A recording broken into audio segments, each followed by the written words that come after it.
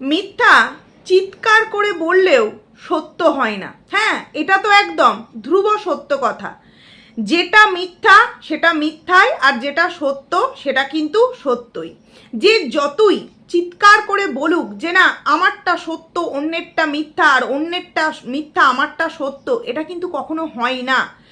আর সেটা যখন সোশ্যাল মিডিয়ায় ক্যামেরাবন্দি করে আমাদের সামনে চলে আসে, তখন কিন্তু সেটা নিয়ে বিচার বিশ্লেষণ করার জন্য অনেক মানুষের কিন্তু উপস্থিতি আমরা দেখতে পাই। এই যেমন ধরো আমরা কন্ট্রোভার্সি ক্রিয়েটার, আর বাদবাকি হচ্ছে ভিউয়ার্স।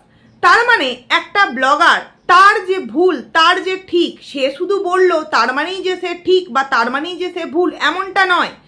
তোমাকে যারা প্রতিনিয়ত দেখছে, তোমাকে খুব সুন্দরভাবে চেনে, তোমার পরিবারটাকে খুব সুন্দরভাবে চেনে, এমন নয় যে তোমরা এই দুদিন আগে আইডি ক্রিয়েট করেছো তাই তোমাদের ব্যাকগ্রাউন্ড বলো, পরিবার পরিজন বলো, রিলেটিভ বলো এবং তোমাদের ব্যবহার বলো, এগুলো কোনো ভিউয়ার্স জানবে না। হ্যাঁ, যারা কিছু সংখ্যক ভিউয়ার্স নতুন আসছে তারা হয়তো না জানতে পারে, কিন্তু যারা পুরাতন ভিউয়ার্স তারা কিন্তু প্রত্যেকটা বিষয় খুব সুন্দরভাবে তোমাদের ব্লগিংয়ের সাথে ওতপ্রোতভাবে যুক্ত। তাই তাদেরকে আমার মনে হয় না বেশি কিছু বলে তোমার বোঝাবার কোনো প্রয়োজন আছে।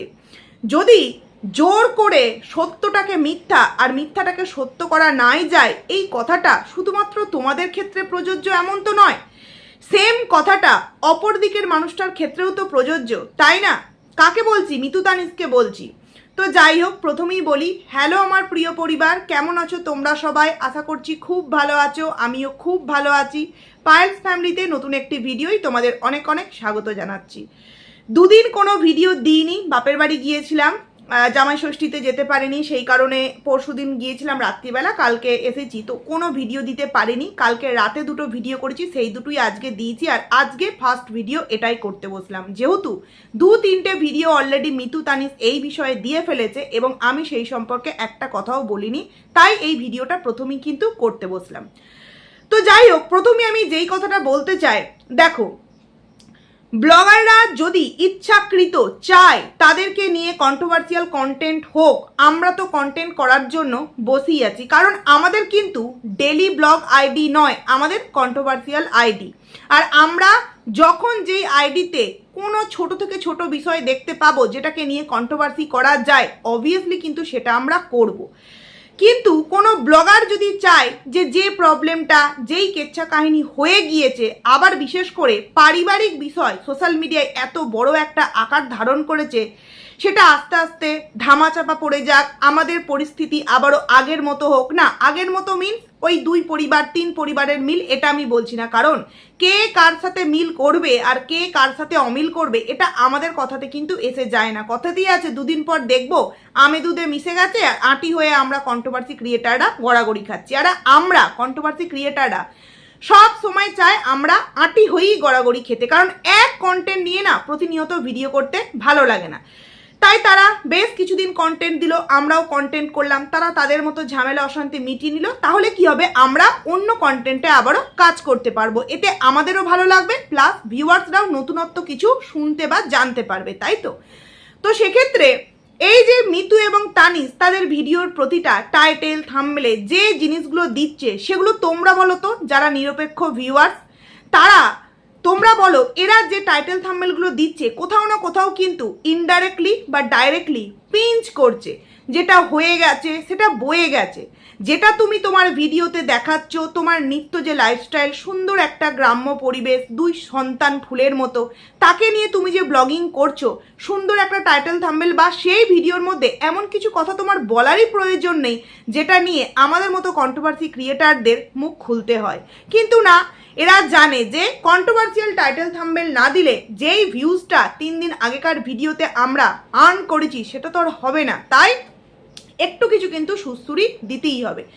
তো চলো, তোমরা যদি সুড়সুড়ি দেওয়ার জন্য রেডি থাকো, আমরাও কিন্তু কন্টেন্ট করার জন্য রেডি আছি। প্রথমত আমি যেই কথাটা বলতে চাই, দেখো মিতু বলল যে ও কিন্তু চায় না আমি এই ভিডিও ক্লিপটা ওর নিই, ও বারবার আমাকে বাধা দিচ্ছে। আমার কাছে কথা হলে অনেকেই বলতে পারে যে হ্যাঁ দেখেছো মিতু কিন্তু বাধা দিচ্ছিল। আমার কাছে কথা হলো, তুমি যদি সত্যিই এই ভিডিও ক্লিপটা না দিতে চাও, তাহলে এডিট করার সময় কেন তুমি ভিডিও ক্লিপটা রাখলে? দুজনকার মধ্যে কেউ না কেউ তো এডিট করে, নয় স্বামী নয় স্ত্রী, সন্তানরা তো আর এডিট করতে পারে না, তাই তো? তার মানে একদিকে হচ্ছে তানিশ যে ভিডিওটা শ্যুট করতেই বারণ করেছিল, আর মিতু যে কিনা বারবার বলছিল থাক না, পুরাতন কথা কি দরকার টেনে তোলার, পুরাতন কাসন্দি কেন টেনে আনছো। তার মানে দুজনেই চায় না, আমরা ওদের কথা শুনে কি বুঝতে পারলাম, দুজনেই চায় না যে পুরাতন বিষয় নিয়ে আর আলাপচারিতা হোক, তার মানে ওরা করলে আমরা করব। কিন্তু দেখো যেই কথাগুলো দুজনে বললো, অথচ ভিডিও এডিটিংয়ের ক্ষেত্রে যেই করে থাকুক সেই কথাগুলোকে ডিলিট করলো না, এডিট করলো না, রেখে দিল কেন? তার মানে কি, যে যে কথাটা আমরা বলেছি সেটা আগে থেকে একটুখানি বলা কওয়া করে তারপর সেটা ভিডিওর মধ্যে বলে সেটাকে আমি ভিডিওর মধ্যে দিয়ে দিই। কারণ কেউ যদি চায় যে আমার এই কথাটা আমি সোশ্যাল মিডিয়ায় আর আনতে চাইছি না, তাহলে সেই কথাটা ভুলবশত ভিডিওতে বলতেই পারো। কারণ আমরা যখন একটা ভিডিও করি তখন অনেক কথা আমরা বলে ফেলি, বাট যখন এডিট করি আমাদের মনে হয় না থাক এই কথাটা বলবো না, তখন কিন্তু আমরা সেখানটা এডিট করে দিই, তাই তো? তাহলে এক্ষেত্রে কেন আমরা মিতু তানিশের ভিডিওর মধ্যে ওই কথাটুকুনি এডিট করতে দেখতে পেলাম না? আসলে বিষয়টাই এটাই যে শোনাতে হবে, জানাতে হবে। দেখো মিতু খুবই একটা কষ্টের লাইফ ছোট থেকেই পেয়েছে, খুব অল্প বয়সে, অল্প বয়স বলা ভুল, অল্প মাসে সে তার মাকে হারিয়েছে। একটা মা ছাড়া একটা সন্তান কতটা কষ্টে, যতই বিলাসবহুল, যতই মামা মামি, যতই যাদের ভালোবাসা পায় না কেন, মায়ের ভালোবাসা সম্পূর্ণ কিন্তু আলাদা। আমি বুঝতে পারি না যখন সে তার মায়ের ভালোবাসা পায়নি তাহলে সে মন করলেই কিন্তু পারে সবাইকে নিয়ে, আরে কাউকে দরকার নেই, ননদের সন্তান আদার্স কাউকে প্রয়োজন নেই, কিন্তু শাশুড়ি শ্বশুর এদেরকে নিয়ে অন্তত থাকা তো যাই। যখন আমার বাপের বাড়ির লোক সেইভাবে আমার পাশে নেই, তাহলে আমি আমার শ্বশুর বাড়ির লোককে নিই, দেখিয়ে দিই বাপের বাড়ির মানুষকে যে না আমি আমার নিজের মাকে পাইনি তো কি হয়েছে, আমি আমার শাশুড়ি মাকে পেয়েছি। হ্যাঁ, অনেকেই বলে যে শাশুড়ি মা কখনো মা হতে পারে না, আর মা কখনো মানে নিজের মা কখনো শাশুড়ি হতে পারে না, শাশুড়ি মা কখনো নিজের মা হতে পারে না। দেখো সবার ক্ষেত্রে কিন্তু প্রযোজ্য নয়। আর যদি আমি এটা মেনেও নিই মা শাশুড়ি হতে পারে না, শাশুড়ি কখনো মা হতে পারে না, তবুও এটা তো অন্তত আমরা দেখতেই পাই যে যখন মিতুর সন্তান হয়েছিল তখন কিন্তু এই শাশুড়ি মায় অনেক কিছু হেল্প করেছিল। যখন মিতুর ছোট্ট বাচ্চা হয় তখন কিন্তু আমরা এটাও দেখেছি যে এই দীপালিদি এসেও কিন্তু অনেকটা, যখন যেমন ওর ওই যে নিয়ম হয় না বাচ্চা হওয়ার পর যে সমস্ত নিয়ম, এই দীপালিদিও কিন্তু অনেক কিছুতে হেল্প করেছে।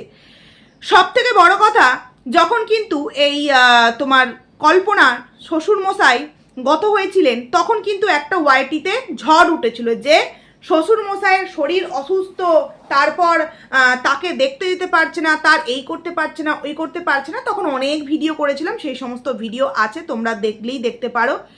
অথচ দেখো নিজের বাপের বাড়ির দিকে কিন্তু কর্তব্য ঠিক বজায় রাখছে। তখন কিন্তু এই কল্পনাকেও অনেক কটাক্ষের শিকার হতে হয়েছিল। কল্পনা কিন্তু কোনো দিক থেকে একবারও এটা বলেনি যে তোমরা কি জানো আমি যদি আজকে এই পরিস্থিতিতে আমার বাপের বাড়ির দিকে একটি বারের জন্য সাথ না দিই বা তাদের বাড়িতে না যাই, তাহলে কিন্তু আমরা যতটা যা আছি তাদের কাছে আরও খারাপ হয়ে যাব। আমাদেরকে দুই দিককেই বজায় রেখে চলতে হবে।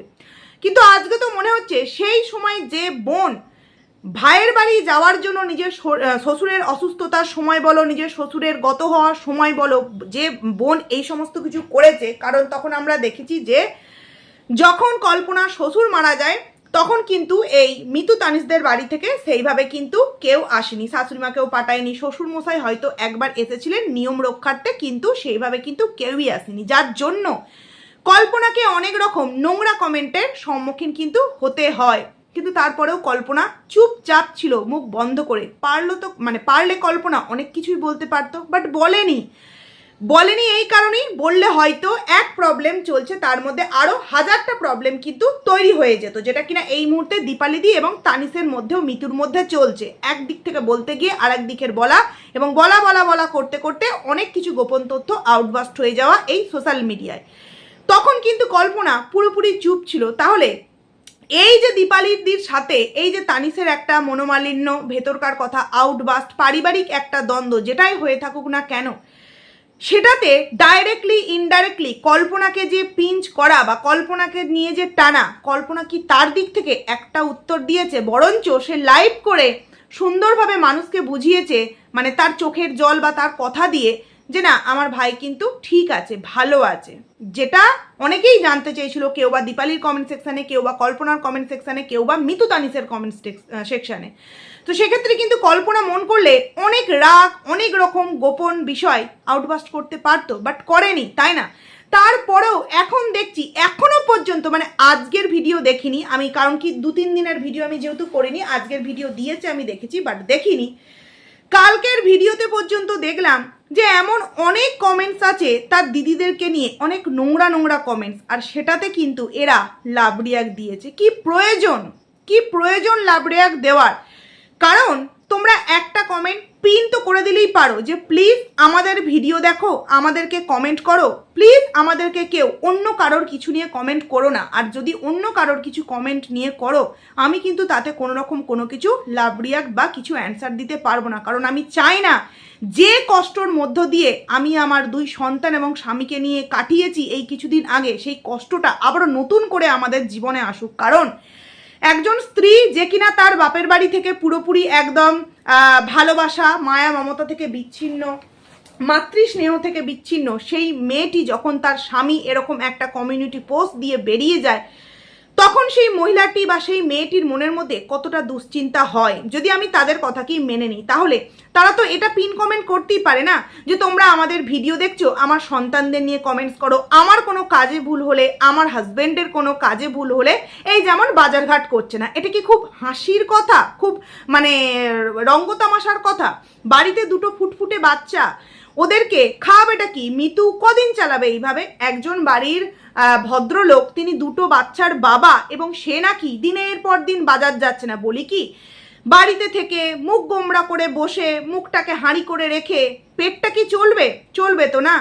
তাহলে নিজে যে অন্যায় করেই থাকো আর অন্যায় না করেই থাকো, তার যে ফল তুমি কেন তোমার সন্তানদেরও দিচ্ছ? এটা তো আমার কাছে সত্যি একটা মানে হাস্যকর কথা, যে বেশ কয়েকদিন হয়ে গেল বাজার যায় না।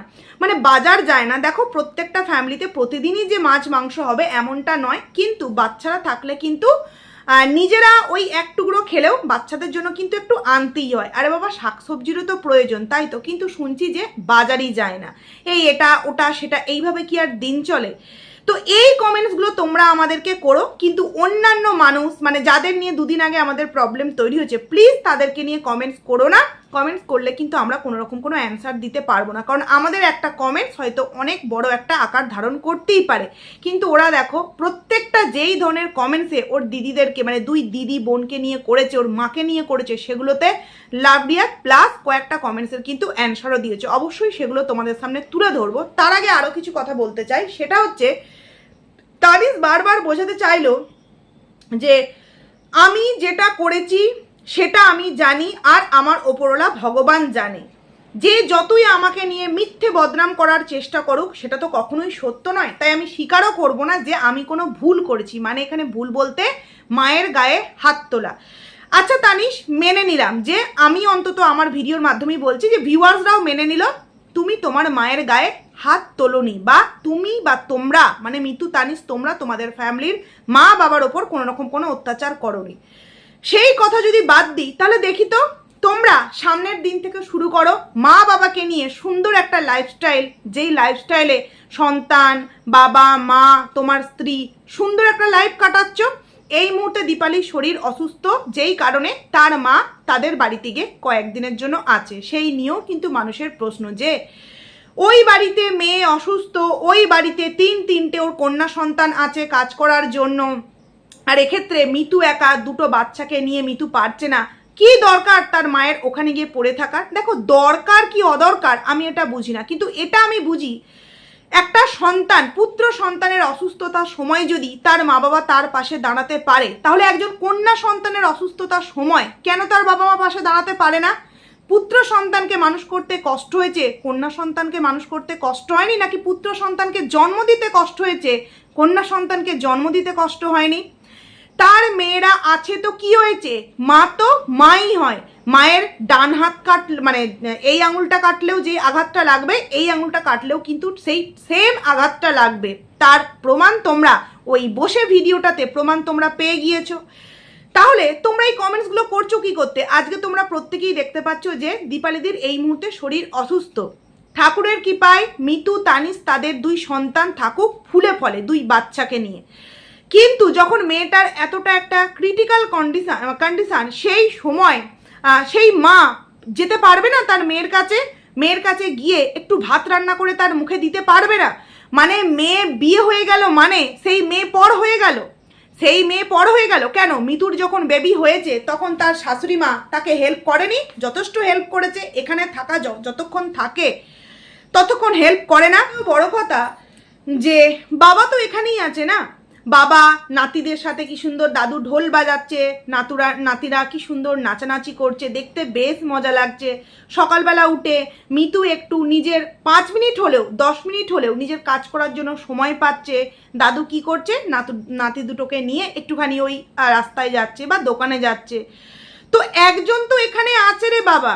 তো সেক্ষেত্রে মা যদি মেয়ের অসুস্থতার সময় গিয়ে কিছুদিন তাকে দেখাশোনা করে বা তার পাশে গিয়ে দাঁড়ায়, তাহলে খুব বড় অন্যায় করে ফেলবে। আজকে মিতুর যদি মা জীবিত থাকতেন তাহলে নিশ্চয়ই মিতুর পাশে এসেও এই সময় দাঁড়াতো, আর এটা প্রত্যেকটা মায়েদের কর্তব্য, তাই তো?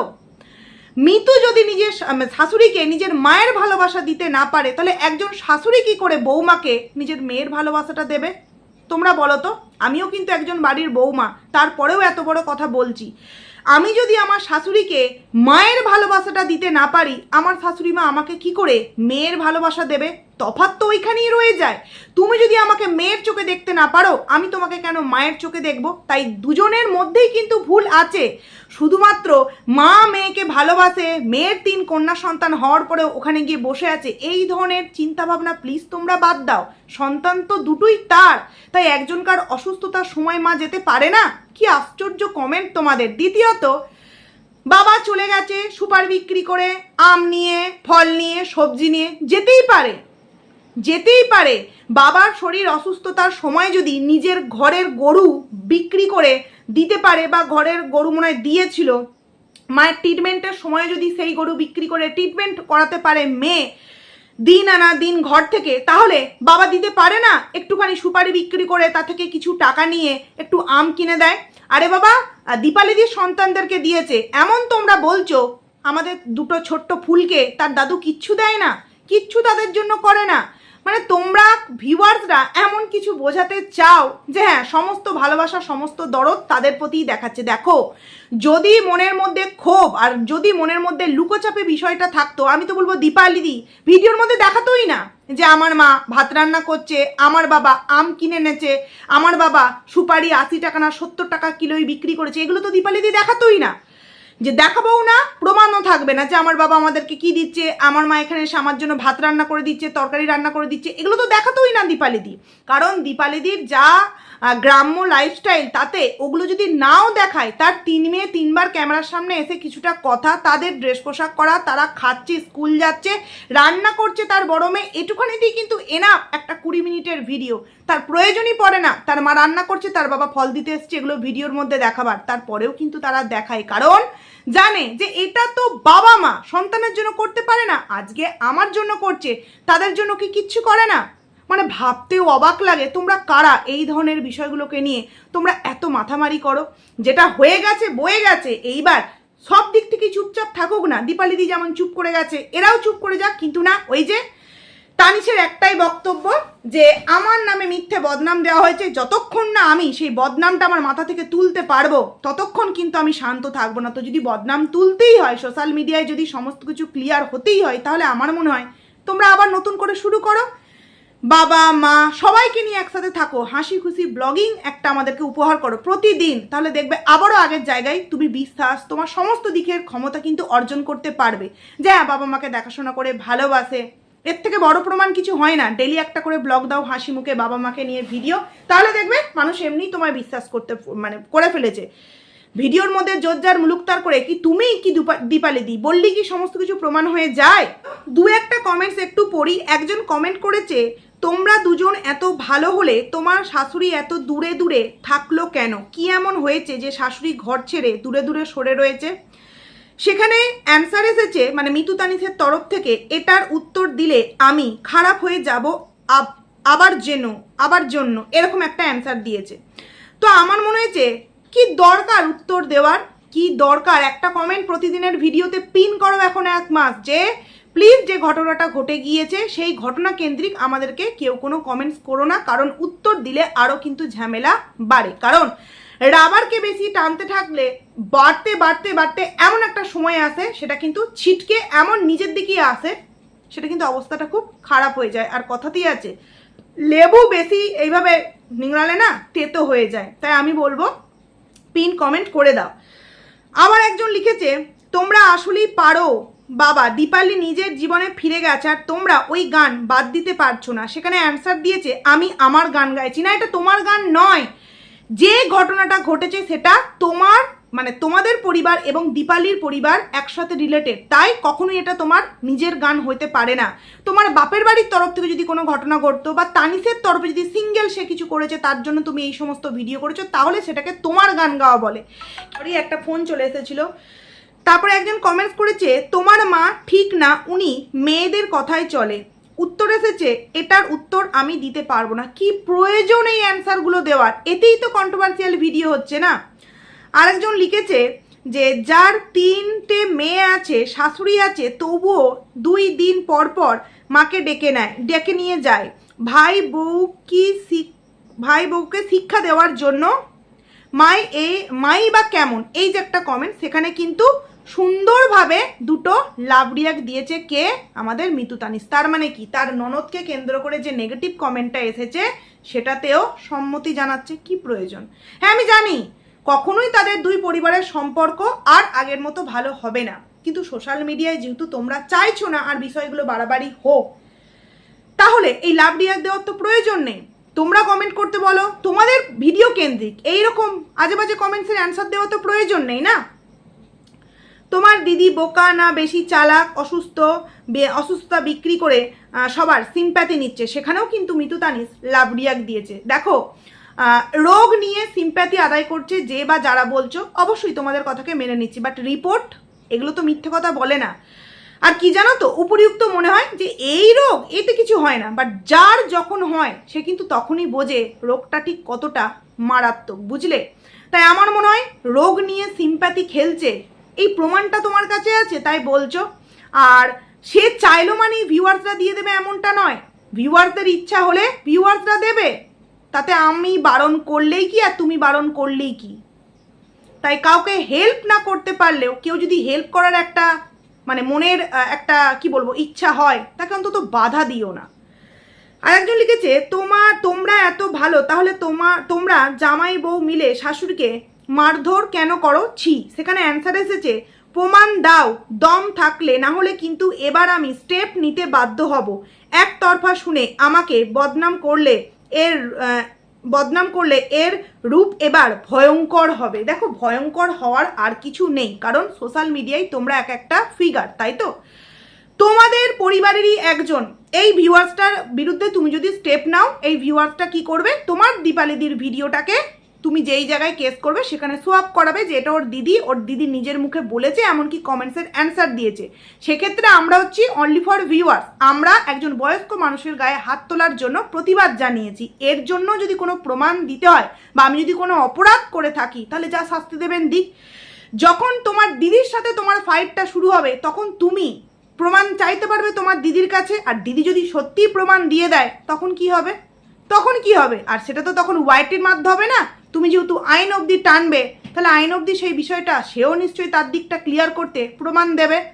তাই আইন খেলায় আমার মনে হয় না জড়ানোই ভালো, কারণ আইন খেলতে গেলে তার জন্যও কিন্তু পয়সার প্রয়োজন। তো সেই পয়সাটা আইনে খরচা না করে নিজের সন্তানদের জন্য সবজি মাছ মাংস এগুলো নিয়ে আসো, কাজে লাগবে। যাই হোক, আরও কয়েকটা কথা এবং কয়েকটা কমেন্টস পড়ার প্রয়োজন ছিল, বাট ভিডিওটা আমার বড় হচ্ছে, বড় ভিডিও তোমাদের দেখতে প্রবলেম হবে। সেক্ষেত্রেই আমি মিতু তানিসকে বলবো সুন্দর লাইফস্টাইল দাও। আগেও তোমাদের নিয়ে ভিডিও করেছি, কখনো তোমাদের নিয়ে নেগেটিভ ভিডিও করিনি, বাট এবারে করতে বাধ্য হচ্ছি, কারণ যেটা সত্য সেটাকে মেনে নাও।